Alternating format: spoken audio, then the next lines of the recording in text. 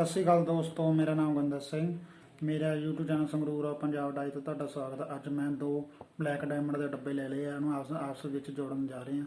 Video last ਤੱਕ ਦੇਖਿਓ, ਬਹੁਤ ਹੀ ਧਿਆਨ ਨਾਲ ਦੇਖੋ। ਜੋੜ ਰਹੇ ਹਾਂ ਮੈਂ ਇਹ, ਆਪਾਂ ਪੂਰੇ ਸਾਈਡਾਂ ਦੇ ਵਿੱਚ ਥੱਲੇੋਂ ਵੀ ਜੋੜਿਆ, ਉੱਪਰੋਂ ਵੀ ਜੋੜਿਆ, ਪੂਰਾ ਫਿੱਟ ਹੋ ਜਾਊਗਾ ਇਹ। ਆਪਾਂ ਜੇ ਬਿਲਕੁਲ ਇਹ ਆਪਾਂ ਇਹਨੂੰ ਤੋੜਨ ਦੀ ਕੋਸ਼ਿਸ਼ ਕਰਾਂਗੇ, ਟੁੱਟੂਗਾ ਨਹੀਂ ਇਹ, ਇੰਨਾ ਮਜ਼ਬੂਤ ਡੱਬਾ ਇਹ ਜਿਹੜੀ ਵੀਡੀਓ ਆਉਂਦੀ ਹੈ ਸ਼ਾਮ ਨੂੰ 6 ਵਜੇ ਆਉਂਦੀ ਹੈ, ਜਾ ਕੇ ਦੇਖ ਸਕਦੇ ਹੋ।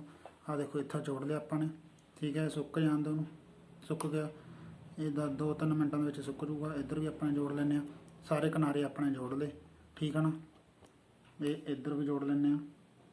ਪੂਰਾ ਇਹ ਮੋਮ ਵਰਗਾ, ਜਾਣੀ ਕਿ ਪਲਾਸਟਿਕ ਹੈ, ਪਲਾਸਟਿਕ ਵਰਗਾ ਬਣ ਜਾਂਦਾ ਇਹ, ਪੂਰਾ ਹਾਰਡ ਕਰ ਦਿੰਦਾ। ਆਹ ਦੇਖੋ, ਇਹ ਸਟੈਂਡ 'ਤੇ ਵੀ ਜੁੜ ਗਿਆ, ਸਟੈਂਡ ਵੀ ਹਾਰਡ ਹੋ ਗਿਆ, ਮੈਂ ਹੱਥ ਨਹੀਂ ਲਗਾ ਰਿਹਾ ਇਹਨੂੰ।